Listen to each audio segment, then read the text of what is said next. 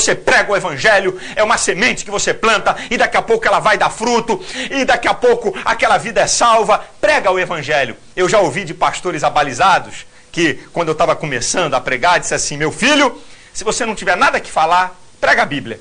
Prega a Bíblia. Prega a palavra de Deus. Não fica preocupado, agoniado, nervoso, porque as coisas ainda não aconteceram. Prega a palavra. Deixa o Espírito Santo dirigir. Prega a palavra. Obedeça o método da Bíblia. Pregar a palavra. O método da Bíblia é a igreja. É a única organização neotestamentária. É a igreja, não é célula não. A única organização neotestamentária reconhecida é a igreja. Célula, ela trabalha para a igreja. E qualquer outro trabalho para-eclesiástico, ele tem que colaborar para o corpo. Eu não aceito nenhum movimento para-eclesiástico que queira dividir a igreja, perturbar a igreja, tirar a autoridade do pastor. Eu estou fora disso. Qualquer movimento para-eclesiástico e qualquer método de evangelização, ele tem que trazer para o corpo.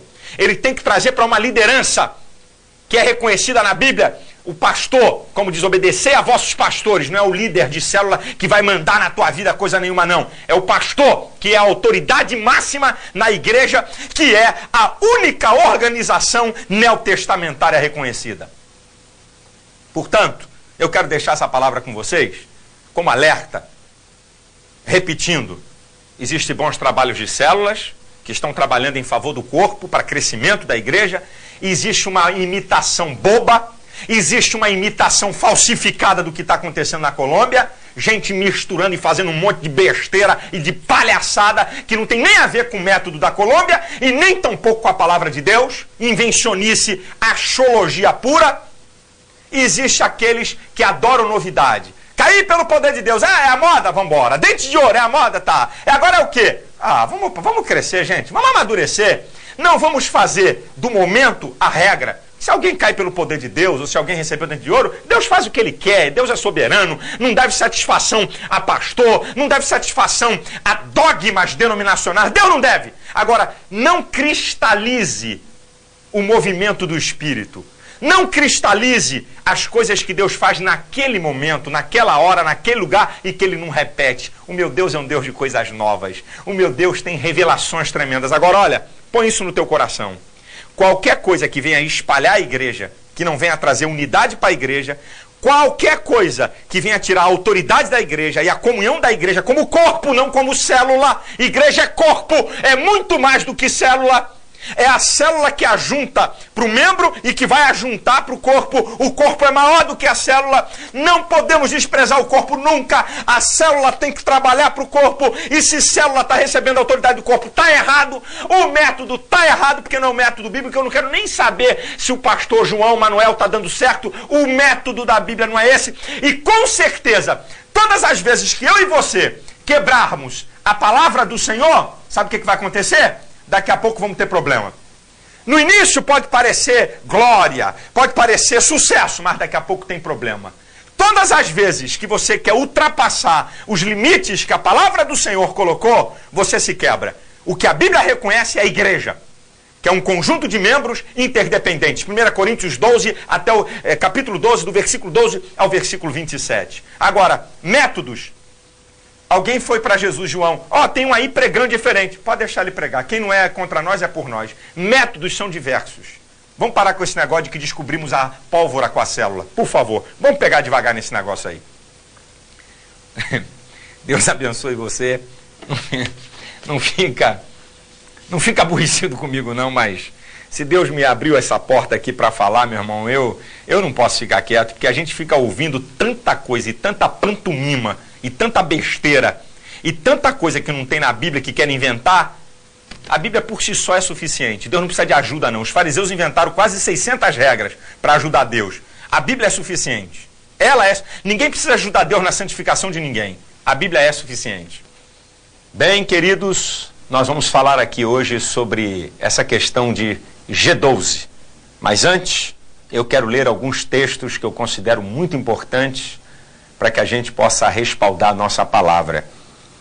2 Coríntios, capítulo 11, versículo 3, diz assim a palavra do Senhor: Mas temo que, assim como a serpente enganou a Eva com a sua astúcia, assim também sejam de alguma sorte corrompidos os vossos sentidos e se apartem da simplicidade que há em Cristo. Quero ler também uma outra passagem, só para a gente deixar, que é 1 Timóteo. Deixa eu abrir a palavra do Senhor. 1 Timóteo, vamos lá, capítulo 3, e o versículo 15, que diz assim. 1 Timóteo, capítulo 3, versículo 15. Fala assim a palavra do Senhor. Mas se tardar, para que saibais como convém andar na casa de Deus, que é a igreja do Deus vivo, a coluna e firmeza da verdade. A igreja, ela é do Deus vivo, coluna e firmeza da verdade. Também gostaria de ler um outro texto, que é no Evangelho de João, capítulo 1, versículo 17, que diz assim, vai anotando esses textos, por favor. João, capítulo 1, versículo 17. Diz assim a palavra do Senhor, e eu amo a Bíblia.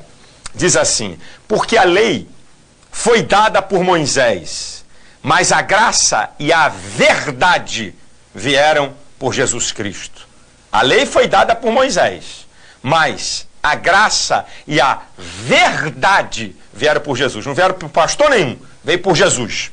E eu quero então ler mais um texto que se encontra, vamos voltar para Timóteo, 2 Timóteo, capítulo 4.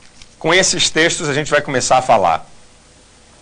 Tá? 2 Timóteo, capítulo 4, versículo 3, presta atenção a esse texto. Porque virá tempo em que não sofrerão a sã doutrina, mas, tendo comichão nos ouvidos, amontoarão para si doutores, conforme as suas próprias cobiças, e desviarão os ouvidos da verdade, voltando às fábulas. Eu quero deixar esses textos aí como base, para que você possa meditar mais uma vez sobre o que a palavra de Deus está nos instruindo. Vamos lá à questão do G12.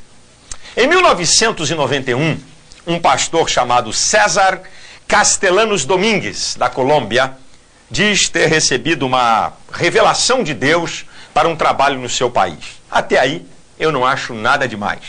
A revelação é pessoal, a revelação ela pode atingir a um lugar, a uma cidade e a um momento. Então, o pastor César Castellanos, da Colômbia, teve uma revelação e aí ele começa com um erro. Qual é o erro? Ele diz que a sua revelação é para o mundo inteiro.